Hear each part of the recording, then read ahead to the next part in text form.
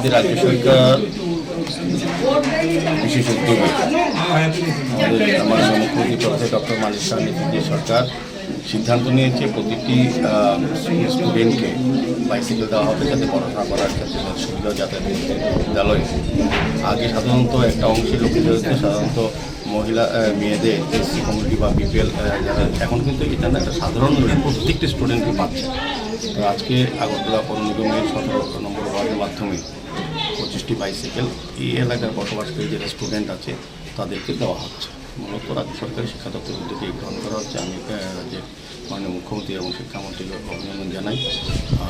যারা সাইকেল পেয়েছেন তাদের সুবিধা হবে পড়াশোনা করার জন্য বা টিউশনের ব্যবস্থা যেটা মানে প্রয়োজনে এটা লাগবে।